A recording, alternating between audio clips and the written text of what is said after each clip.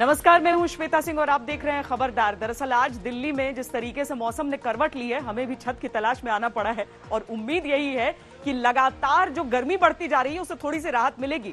लेकिन राहत थोड़ी सी खबरदार की खबरों में भी होगी। खबरदार की लेंस से सबसे पहले आपको बताते हैं कि आज हम दिखाने वाले क्या क्या हैं और कौन सी खबर इसमें आपके लिए अच्छी और किसको लेकर थोड़ी सी चिंता करने की आवश्यकता है। अच्छी खबर कार की उड़ती हुई उन धज्जियों में मिलेगी आपको जो कश्मीर के पुलवामा से तस्वीर हमारे सामने आई है। यह पाकिस्तान के आतंकी मंसूबों की कार थी जिसमें वो एक्सप्लोसिव्स डालकर पुलवामा पार्ट 2 करने की साजिश रच रहा था, लेकिन उससे पहले ही भारतीय सुरक्षा एजेंसियों ने उस साजिश के परखच्चे उड़ा दिए। इस आतंकी साजिश के तार पाकिस्तान के आतंकी संगठनों यानी कि जैश ए मोहम्मद, लश्कर ए तैयबा, इस सब से जुड़ रहे हैं। हिजबुल मुजाहिदीन से जुड़ रहे हैं। पाकिस्तान के इशारों पर फिदायीन हमले करने वाले आतंकवादी चाहते थे कि वो सुरक्षा बलों पर 2019 जैसा हमला कर सकें, लेकिन ऐसा नहीं हो पाया। सुरक्षा बलों, जम्मू कश्मीर पुलिस, सेना ने मिलकर इस हमले को कैसे नाकाम किया, इसकी पूरी इनसाइड स्टोरी आपको कुछ ही देर में दिखाएंगे। इसके अलावा भारत का दूसरा पड़ोसी चीन, जो बॉर्डर पर लगातार उकसाने वाली हरकतें कर रहा है। चीन ने बड़े पैमाने पर अपने सैनिकों को पेंगोंग सो क्षेत्र में इकट्ठा किया है। उसने अपने सैनिकों को मिट्टी ढोने वाले ट्रकों में छुपाकर पहुंचाया और जिन क्षेत्रों में पिछले महीने तक चीन का कोई बड़ा निशान नहीं था, वहां उसने पूरा का पूरा सैनिक कैंप खड़ा कर दिया। आज तक लगातार भारत और चीन के तनाव पर सैटेलाइट रिपोर्टिंग कर रहा है और इस रिपोर्टिंग की खासियत यह है कि इसमें चीन की सारी हरकतें एकदम साफ दिखाई दे रही हैं। हम आपको नई टेक्नोलॉजी की मदद से यह पूरी खबर समझाएंगे। खबरदार के फोकस में भारत का तीसरा पड़ोसी नेपाल भी है। आज हम नेपाल के अपवित्र नक्शे का इतिहास, भूगोल सब आपको बताएंगे। नेपाल ने भारत के इलाकों को अपने नक्शे में दिखाया है और अब इस पर संविधान संशोधन करने की तरफ बढ़ रहा है। नेपाल के विदेश मंत्री ने बातचीत से विवाद को सुलझाने पर जोर दिया है, लेकिन इसके साथ ही यह भी कह दिया कि भारत को सुगौली संधि का सम्मान करना चाहिए। आपके मन में यह बात आ रही होगी कि आखिर सुगौली संधि है क्या, तो इसके बारे में भी आपको बताएंगे और भारत नेपाल बॉर्डर के उन इलाकों में आपको ले जाएंगे जहां नेपाल चीन के इशारे पर सड़क बना रहा है। यह हमारी ग्राउंड रिपोर्ट है जो थोड़ी ही देर में आपके सामने होगी। और प्रवासी मजदूरों के पलायन पर सुप्रीम कोर्ट ने गुरुवार को अंतरिम आदेश दिया। कोर्ट ने कहा कि ट्रेनों और बसों से सफर कर रहे प्रवासी मजदूरों से किसी तरह का किराया न लिया जाए, ये खर्च राज्य सरकारें उठाएं। कोर्ट ने आदेश दिया कि फंसे हुए मजदूरों को खाना उपलब्ध कराने की व्यवस्था भी सरकारें करें राज्य की। इस मसले पर अगली सुनवाई अब 5 जून को होगी। आज सरकार ने सुप्रीम कोर्ट से कहा कि 27 दिन के अंदर हमने 91 लाख लोगों को घर पहुंचाया, पर कोर्ट ने पूछा क्या उन्हें भरपेट खाना खिलाया गया।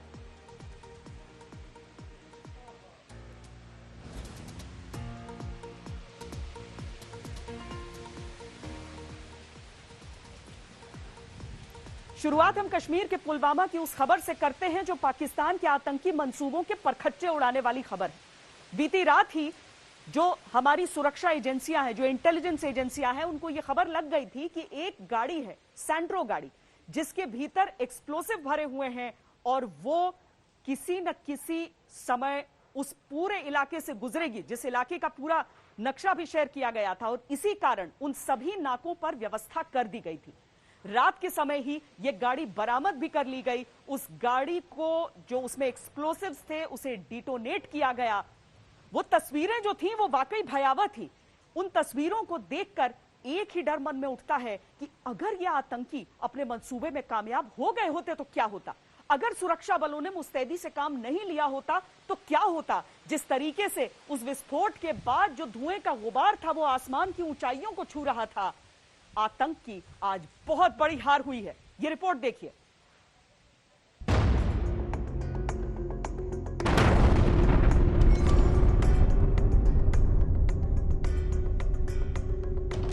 विस्फोटकों से भरी कार को यूं उड़ाकर आतंक का खेल रोक लिया गया।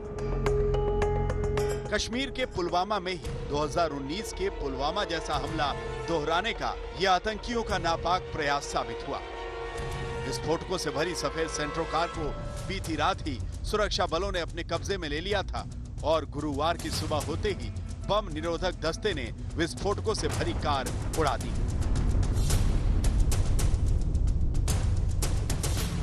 कॉर्डन को टाइट कर दिया और फर्स्ट लाइट का वेट करा और आज मॉर्निंग में अपना बीटी एक्सपर्ट गया जब उसने देखा कि इसमें आईडी एक्सप्लोसिव लोडेड व्हीकल है, तो हमारी टीम वहाँ जाके उसमें आर्मी, सीआरपी, पुलिस की टीम जाके उसको पूरे टेक्निकल ढंग से उसको डिफ्यूज किया।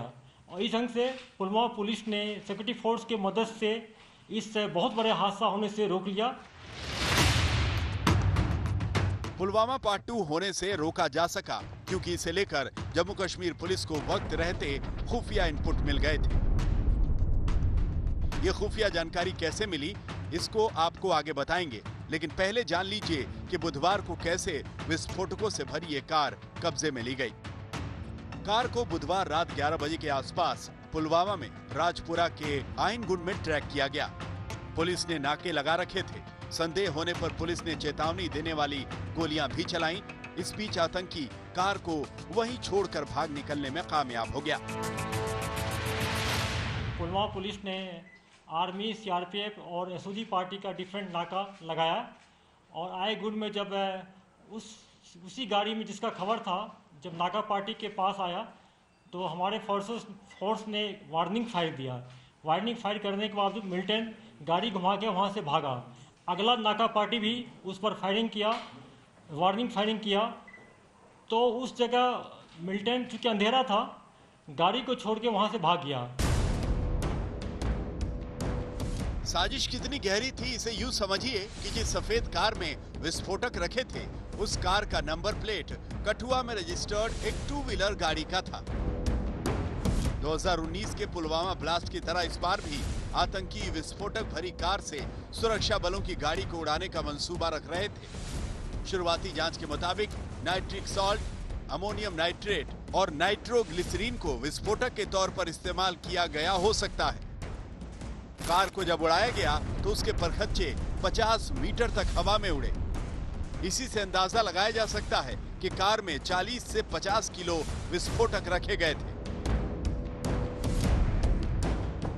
इस साजिश को अंजाम देने के लिए जिस आतंकी पर सुरक्षा एजेंसियां संदेह जता रही हैं, उसका नाम हिजबुल मुजाहिदीन के आतंकी आदिल बताया जा रहा है। आदिल जैश-ए-मोहम्मद के आतंकियों के साथ संपर्क में था। कुलगाम में एक एनकाउंटर के दौरान फरार हुए एक आतंकी वलीद भाई के भी इस साजिश में शामिल होने का अंदेशा है। सुरक्षा बलों के मुताबिक हमले की प्लानिंग हिजबुल और जैश ने मिलकर रची थी।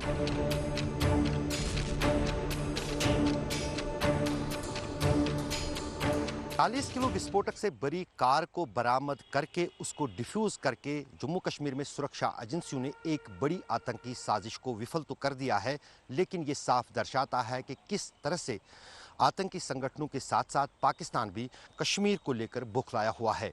दरअसल अनुच्छेद 370 हटने के बाद ही जम्मू कश्मीर में लगातार आतंकी हमलों की साजिशें बनने लगी थी, लेकिन फिलहाल जिस अंदाज से जम्मू कश्मीर में सुरक्षा एजेंसियों ने घेराबंदी के साथ साथ अपने खुफिया तंत्र को काफ़ी मजबूत किया है, उस बीच हर खबर सुरक्षा एजेंसियों तक पहुंच रही है।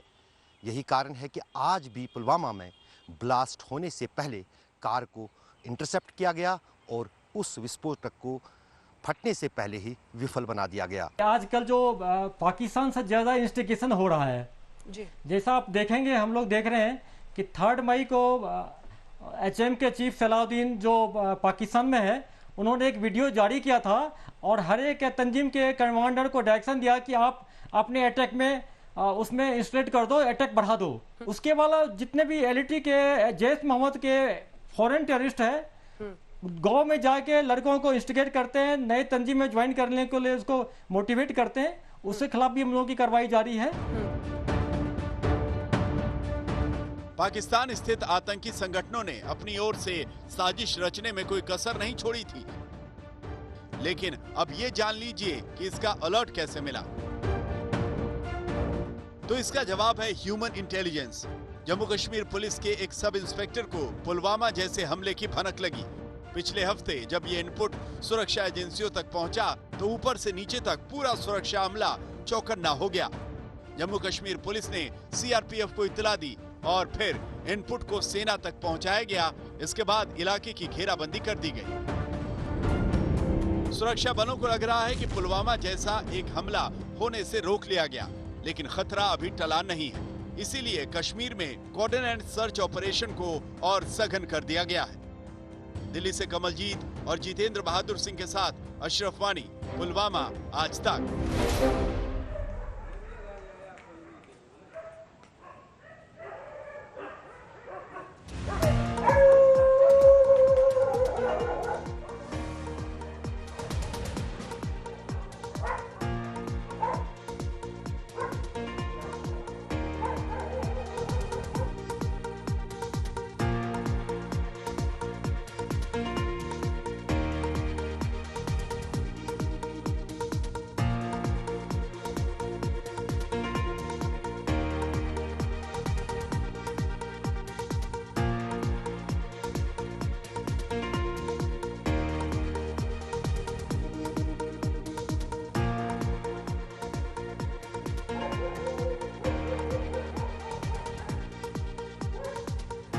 तो जो पूरा मामला ये सामने आया है, जिस तरीके से भारत ने पाकिस्तान के मंसूबों को नाकाम किया है, उसमें एक लंबी कहानी और समझिए, जो इस हमले की इनसाइड स्टोरी के तौर पर भी जिसे देखा जा सकता है।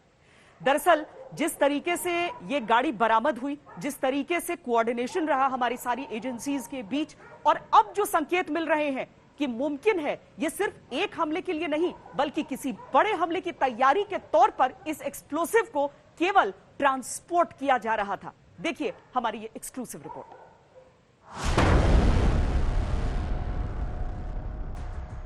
पुलवामा में नाकाम की गई साजिश वाली कार क्या केवल षड्यंत्र की एक कड़ी है?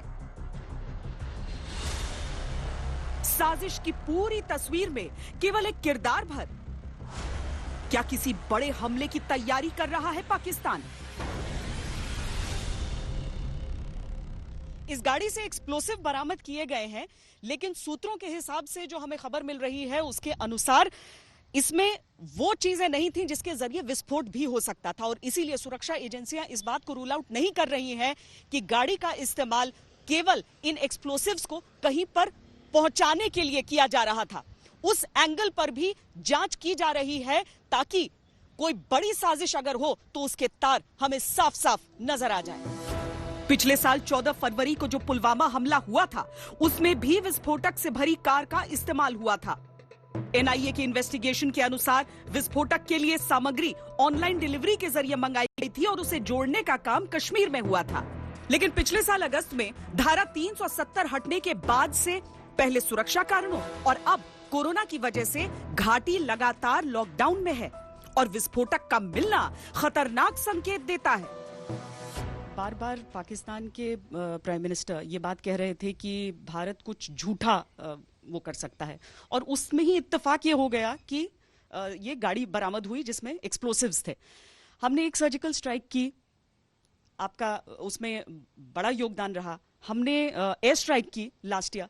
क्या इन स्ट्राइक्स को हमें आइसोलेटेड इंसिडेंट्स की जगह ऐसा रखना चाहिए कि पाकिस्तान को हमेशा उस खौफ में वो डर के ही कदम ना उठाए?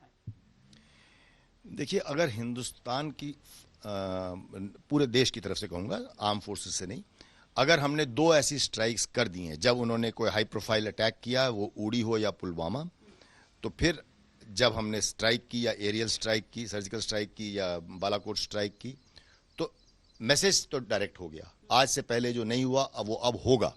अगर आप एक हाई प्रोफाइल अटैक करेंगे तो हिंदुस्तान की हम सब मुमकिन एक्शन लेंगे, चाहे वो मिलिट्री हो, चाहे डिप्लोमेटिक हो, चाहे इन सब का कॉम्बिनेशन हो, और इन सब का कॉम्बिनेशन ही होता है हमेशा।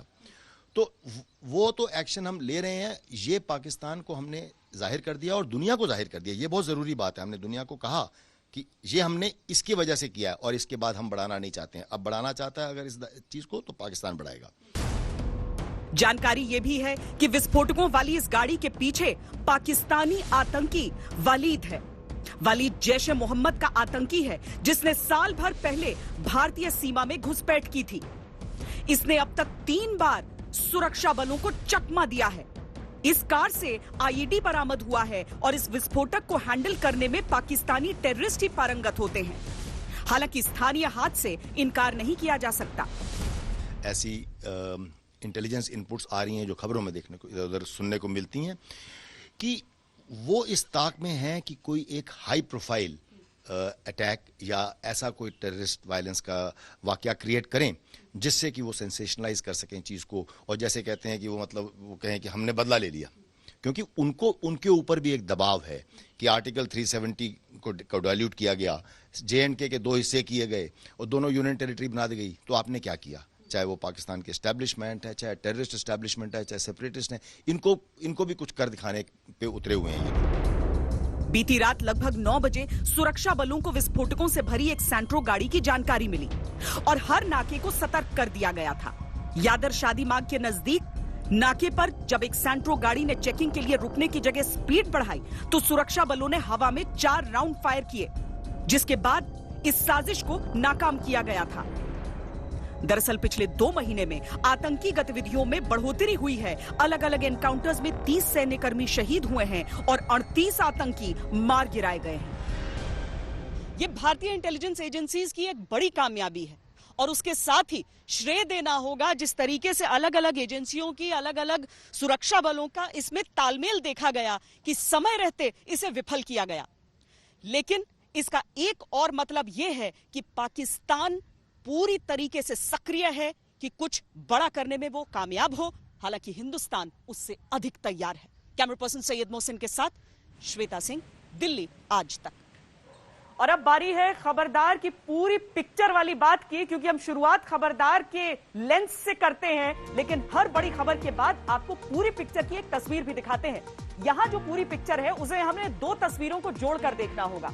पुलवामा 1, यानी जिस तरह से पिछली बार हमने देखा था वो हमला, और अब जो ये साजिश पुलवामा में बेनकाब हुई है। कौन सी कार थी? 2019 में मारुति इको, 2020 में ह्यूंडई सैंट्रो। कितना विस्फोटक? 2019 में 80 किलो कहा गया, आखिर में 2020 में यानी अभी लगभग 45 किलो बताया जा रहा है, 40 से 50 के दायरे में। कौन सा विस्फोटक? 2019 में RDX, 2020 में IED बरामद हुआ है इस गाड़ी से।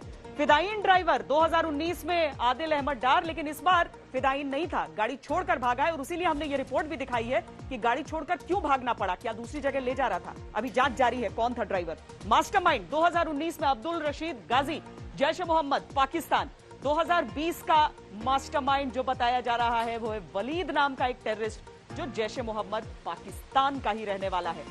नतीजा ये कि 2019 में विस्फोट हुआ था, भारत के 40 जवान अपना बलिदान दे गए थे, भारत ने बालाकोट स्ट्राइक करके बदला लिया।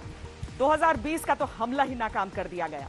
2019 का दोषी पाकिस्तान, 2020 का दोषी भी पाकिस्तान। सोचने वाली बात यह है कि पाकिस्तान में बुरी तरह कोरोना फैला है, लेकिन उसके बाद भी उसका पूरा फोकस आतंकवाद फैलाने पर और भारत को नुकसान पहुंचाने पर क्यों इस समय भी नजर आता है।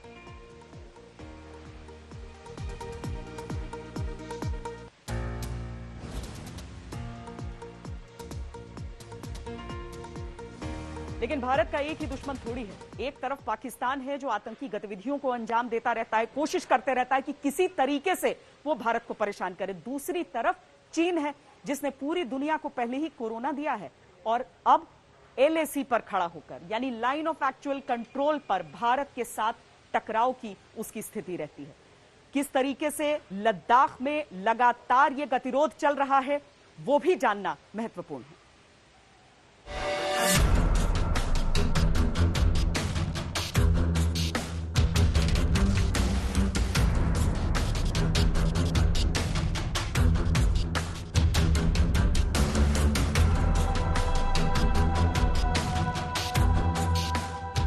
24वां दिन लद्दाख में भारतीय और चीनी सेना के बीच एक तरह से लॉक लग गया है। दोनों ही पक्ष आमने सामने खड़े हैं और चीन पूरी बेशर्मी के साथ वहां डटा हुआ है और प्रॉपर्टी हड़पने वाले सौदागरों की तरह भारत की जमीन को लालच भरी नजरों से देख रहा है। हालांकि चीन के राजदूत ने यह कहा था कि दोनों देश एक दूसरे के लिए खतरा नहीं है, लेकिन सैटेलाइट तस्वीरों और हीट मैप में दिखने वाली सच्चाई कुछ और ही है।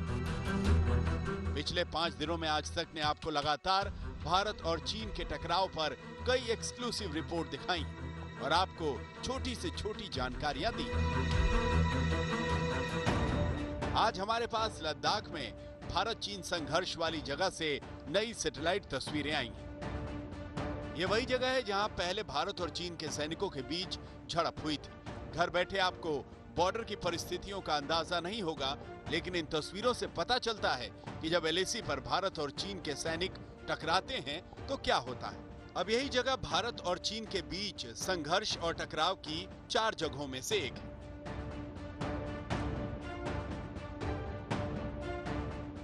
और अब पहली बार ऐसे हीट मैप आए हैं जो बताते हैं कि चीन और भारत के सैनिक किस तरह बड़े पैमाने पर इकट्ठा हो गए हैं और किसी भी परिस्थिति में टकराव के लिए तैयार हैं। जरा ध्यान से देखिए, ये पेंगोंग क्षेत्र का फिंगर 4 इलाका है और ये अप्रैल की तस्वीर है। तब यहाँ बाईं तरफ सिर्फ भारत का ITBP कैंप दिख रहा है। अब मई की तस्वीर देखिए, आप चीन के कैंप को आसानी से देख सकते हैं और ये भी देख सकते हैं कि किस तरह भारत ने यहाँ अपने सैनिकों की संख्या बढ़ा दी। ये सब कुछ मई की शुरुआत में हुई झड़पों का नतीजा है।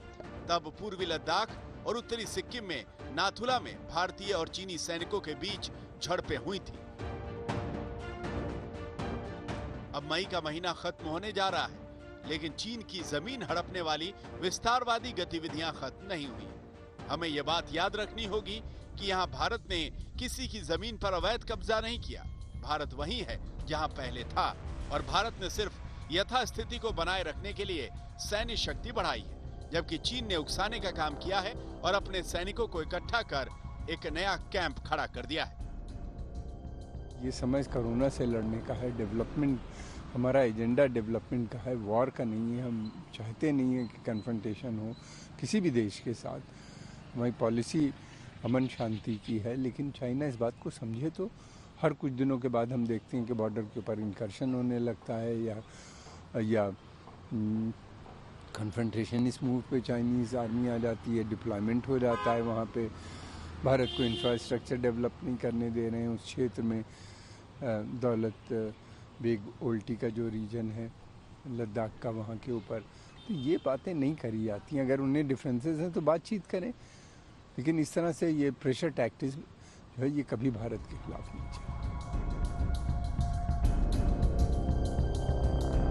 चीन ने लद्दाख में जिस तरह अपनी गतिविधियां बढ़ाई हैं, वो उसकी आदत है। चीन की रणनीति हमेशा धोखा देने की रही है। वो हर बार अपने छिपे हुए चाकू से वार करता है। चीन के सैनिक उन ट्रक्स के जरिए आए जिन्हें एयरबेस प्रोजेक्ट के लिए मिट्टी डालने के काम में लगाया गया था। चीन ने चुपचाप अपने सैनिकों को बॉर्डर पर पहुंचाया। असल में जिन सैनिकों को बॉर्डर पर भेजा गया वो चीनी इलाके में 6 मई को हुए युद्धाभ्यास में हिस्सा लेने के लिए गए थे और उन्हें चुपचाप भारत के बॉर्डर की तरफ भेज दिया गया।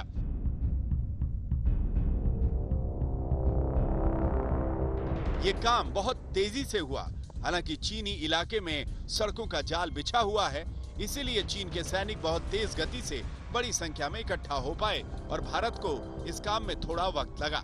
लेकिन अब भारत ने अपने सैनिकों की संख्या बढ़ाकर चीन की शुरुआती बढ़त को खत्म कर दिया है। भारत के जवान अपनी मातृभूमि पर निडर और अडिग होकर खड़े हैं। आज तक ब्यूरो।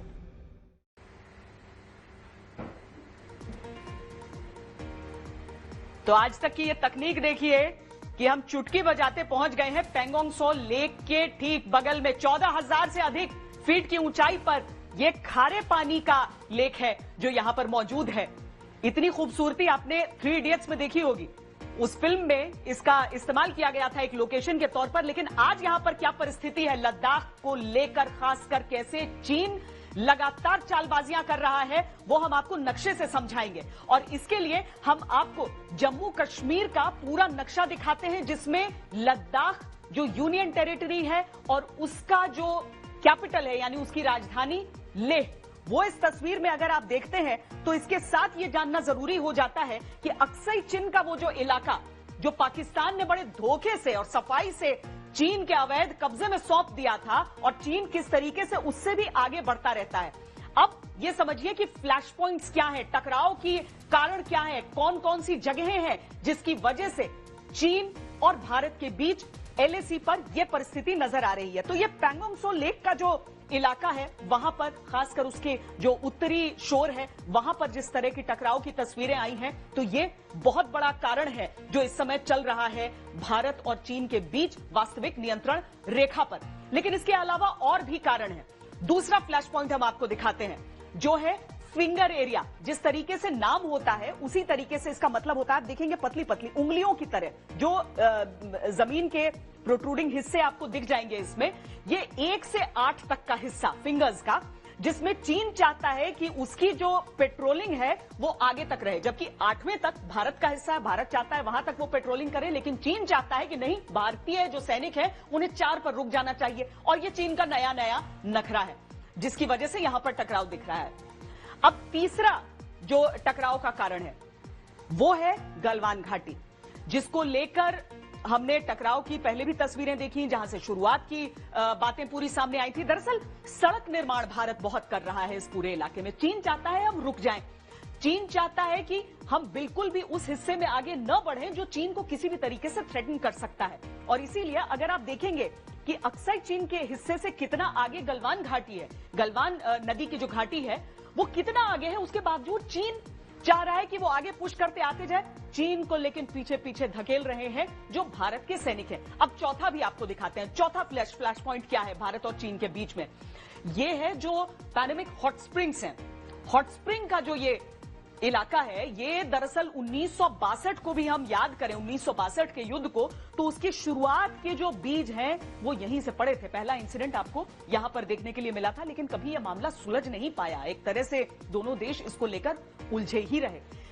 चीन को दरअसल बहुत सारी चीजें चुभ रही हैं। यहीं पर हम एक और चीज आपको दिखा देना चाहते हैं, जो कि है दौलत बेग ओल्डी पर जो सबसे ऊंचाई पर लैंड करने वाली हवाई पट्टी है।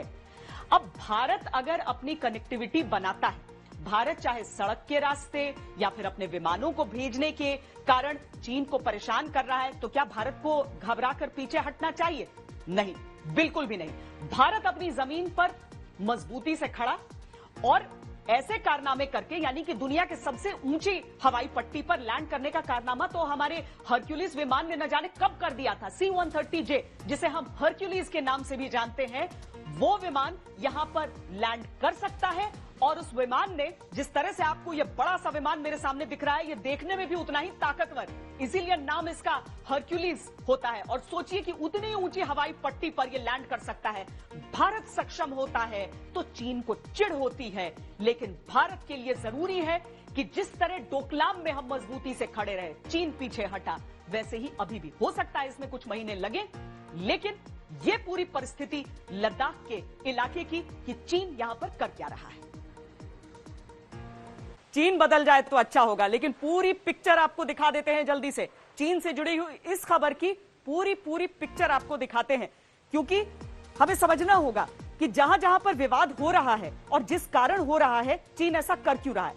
पेंगोंग त्सो के आसपास का जो इलाका हमने आपको दिखाया है और सैटेलाइट इमेजरी जो आपको दिखाई है, वो क्या बातें बताती है, वो तस्वीरें क्या कहती हैं। नई तस्वीरों से जो बड़ी बात समझ में आती है वो ये कि पेंगोंग त्सो इलाके में फिंगर 4 के आसपास चीन ने बहुत तेजी से अपना सैनिक कैंप खड़ा किया। चीन ने सैनिकों को बॉर्डर तक पहुंचाने के लिए मिट्टी उठाने वाले ट्रकों की मदद ली। सड़कों के बेहतर नेटवर्क की वजह से चीन की स्पीड शुरुआत में ज्यादा थी, लेकिन भारत ने बराबरी कर ली। यही वजह है कि भारत सड़कों का नेटवर्क बढ़ाने पर इतना जोर दे रहा है और चीन चाहता है ऐसा नहीं हो। यहां समझने वाली बात यह भी है कि भारत और चीन के टकराव के 8 पॉइंट्स हैं। चीन की तरफ से अक्साई चिन रोड सहित लद्दाख में अपने कब्जे वाले इलाके में बनाई गई सड़कें तनाव की वजह हैं। 3488 किलोमीटर लंबी विवादित सीमा, जिसे लेकर कुछ स्पष्ट नहीं। चीन जानबूझकर सीमा विवाद सुलझाता नहीं है। पीओके और गिलगिट बल्टिस्तान में चीन कई विकास कार्य वाली गतिविधियां कर रहा है। वहां बांध बना रहा है, सड़क बना रहा है, बड़े पैमाने पर चीन के लोग काम कर रहे हैं। बिल्कुल वैसा है जैसे पाकिस्तान ने यह इलाका चीन को ठेके पर दे रखा हो। चीन पूरे अरुणाचल पर अपना दावा बताता है, जो कि पूरी तरह गलत है। अरुणाचल को विवादित बनाए रखने के लिए चीन वहां के निवासियों को चीन आने जाने की इजाजत देता है। भारत तिब्बत को मान्यता देता है, चीन उसे अपना हिस्सा मानता है। ब्रह्मपुत्र नदी को लेकर चीन का रवैया कभी भी अच्छा नहीं रहा। वो इस नदी पर कई बांध बना रहा है और इसके पानी को नहरों के जरिए उत्तरी चीन के इलाकों में ले जाना चाहता है। भविष्य में एक बड़ा विवाद बन सकता है। भारत द्विपक्षीय बातचीत से लगातार इसे सुलझाने की कोशिश कर रहा है। चीन पिछले कई सालों से हिंद महासागर में गतिविधियां बढ़ा रहा है और भारत के पड़ोसियों के साथ साझेदारी करके भारत के चारों तरफ घेरा बना रहा है। साउथ चाइना सी में अपना दबदबा कायम करके चीन दक्षिण एशिया में अशांति फैला रहा है। इस इलाके में चीन हमेशा मिलिट्री ड्रिल करता रहता है। यहां उसे वियतनाम, जापान और फिलीपींस से चुनौती मिलती है और वो हर हाल में भारत को यहां से दूर रखना चाहता है।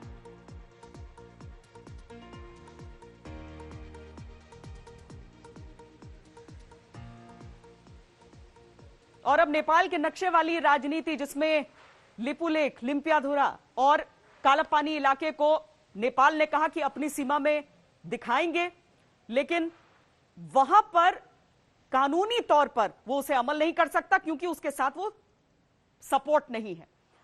पहले लगा कि शायद मामला सुलझ गया है, लेकिन उसके बाद फिर चीन की तरफ से यह कहा गया कि नहीं नहीं, इस मामले को अभी सुलझाना होगा और देखना होगा कि कैसे ये सारे इलाके अभी नेपाल के ही हैं।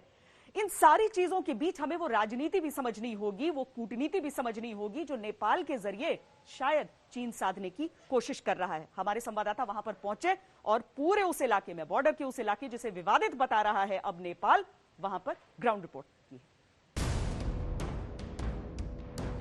यही वो नक्शा है जिसे 18 मई को नेपाल ने जारी किया था और इसी नक्शे से भारत और नेपाल की पुरानी दोस्ती और संबंधों पर कूटनीतिक वार किया था। इस नक्शे में लिपुलेख, कालापानी और लिम्पियाधुरा को नेपाल में दिखाया गया था। बुधवार को नेपाल ने अपने नक्शे को अपडेट करने के लिए जरूरी संविधान संशोधन पर प्रस्तावित चर्चा को टाल दिया था। नेपाल की सरकार को संविधान में संशोधन के लिए 2/3 वोट की जरूरत है और नेपाल के प्रधानमंत्री केपी शर्मा ओली की सरकार जल्द ही इस दिशा में बड़ा कदम उठाने की ओर बढ़ रही है। आपको बता दें कि कालापानी क्षेत्र को भारत हमेशा अपनी सीमा का अभिन्न अंग मानता आया है और भारत ने 18 मई को ये विवादित नक्शा जारी होने के बाद नेपाल की इस हरकत पर सख्त जवाब भी दिया था। भारत का रुख ये था कि नेपाल ने अकेले बैठकर ये नक्शा बना लिया, ये नक्शा हम कभी स्वीकार नहीं करेंगे। इसके बाद गेंद नेपाल के पाले में थी। पहले तो उसने संघर्ष को टाला, लेकिन अब नेपाल अपने नए नक्शे पर अड़ गया है। नेपाल के विदेश मंत्री प्रदीप कुमार ग्यावली ने कहा है कि सीमा विवाद का जल्द से जल्द समाधान होना चाहिए। हम चाहते हैं कि भारत सुगौली संधि का सम्मान करे। कुछ दिन पहले ही भारत के रक्षा मंत्री राजनाथ सिंह ने कैलाश मानसरोवर यात्रा की दूरी घटाने वाले लिपुलेख तक के सड़क मार्ग का उद्घाटन किया, तो उसके 15 दिनों के भीतर नेपाल ने अपना एक राजनीतिक नक्शा निकाल दिया और लिपुलेख, कालापानी को अपना इलाका कह दिया। ये सब संयोग नहीं है। नेपाल की सत्ता इस समय चीन के ज्यादा करीब है। नेपाल सरकार ने भारत के साथ लगी सीमा पर धाराचूला टिंकर रोड के निर्माण का काम शुरू कर दिया है। इस रोड की लंबाई 130 किलोमीटर है। ये काम नेपाल की सेना को सौंपा गया है। इस सड़क का करीब 50 किलोमीटर का हिस्सा उत्तराखंड से लगने वाली भारत नेपाल सीमा के साथ लगता है।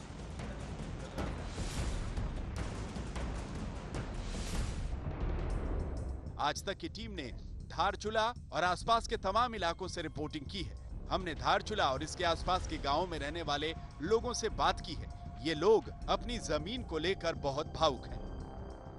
भले जो भी हो जाए, लेकिन ये जमीन हमारी है और एक एक इंच इसका हमारा है। हम किसी भी हाल में इसकी जमीन का एक भी टुकड़ा न लेने देंगे किसी को, और न ही ऐसे मंसूबे पालने वालों को सफल होने देंगे। यहाँ के लोगों का ऐसा ही मानना है। भले रोटी बेटी का संबंध हो, लेकिन जमीन हमारी थी, हमारी है और हमारी रहेगी। एक राजनीतिक मुद्दा उठाकर, क्योंकि वहाँ पर कम्युनिस्ट शासन है, उन्होंने चीन के सह पे आकर हमारे क्षेत्र को भी अपना क्षेत्र बता रहे हैं। इससे क्या हो रहा है कि हम अपने क्षेत्र को जो है उनको क्यों सुपुर्द करें, हम हमारा क्षेत्र है वो। सन 1816 से नेपाल और ब्रिटिश हुकूमत के बीच हुई सुगौली की संधि के तहत कालापानी से निकलकर बहने वाली काली नदी भारत और नेपाल की सीमा को तय करती है और इस नदी के एक तरफ भारत है, दूसरी तरफ नेपाल बसा है। लेकिन अचानक नेपाल कालापानी ही नहीं बल्कि लिपुलेख और लिम्पियाधुरा को भी अपना बताने लगा। लेकिन स्थानीय लोग बताते हैं कि सदियों से वो लोग इस सीमा पर रह रहे हैं और ये जमीन हमेशा से भारत की ही है। अचानक नेपाल के बदले रुख से वो हैरान है। भारत और नेपाल के बीच खुली सरहद है और लोगों के बीच सीधे संबंध है। सबसे पहले तो मैं अपने कैमरामैन प्रवेश राणा से कहूंगा कि जरा उस बोर्ड तक कैमरे को जूम करें ताकि हम दिखा सकें कि आखिर इस बोर्ड पर लिखा क्या है। अगर आप गौर से देखेंगे तो नगर पालिका परिषद धारचूला, यानी कि भारत का अहम हिस्सा, भारत का बॉर्डर, भारत के बॉर्डर का एक क्षेत्र जो दर्शाता है। लेकिन अगर वही मैं अपने कैमरामैन से कहूँगा कि अगर दूसरी तरफ लेकर जाएं तो सामने आपको दो शहर दिखाई देंगे नदी के दोनों तरफ। एक तरफ धारचूला है और दूसरी तरफ दौड़चूला है। नाम दोनों के लगभग एक जैसे मिलते जुलते हैं, लेकिन उन दो जिलों को जोड़ने वाला एकमात्र पुल अगर आप देखें ध्यान से तो आपको दिखाई देगा। यहाँ के लोग रोटी और बेटी का संबंध मानते हैं, चाहे वो धार चूल्हा हो या दौर चूल्हा हो। और यहाँ के लोग हमेशा से यही मानते आए हैं कि भारत हमेशा से उनका मित्र रहा है। और ऐसे में जो लोग भारत के खिलाफ बयानबाजी कर रहे हैं, जो भारत और नेपाल दो अलग अलग देश नहीं है।